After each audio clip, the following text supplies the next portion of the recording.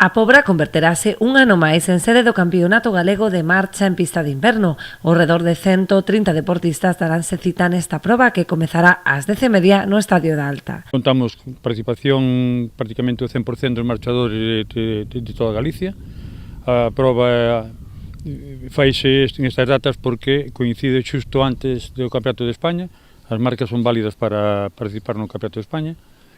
E nada máis, contamos con a máxima participación de todos os marchadores que hai en Galicia. Aproveitarase a celebración do campeonato para realizar tamén un control de marcas para salto de lonxitude, lanzamento de peso e triplo salto en categorías que van de sub-10 a sub-16. Tamén vai haber control de marcas, de salto triplo, de lonxitude e lanzamento de peso.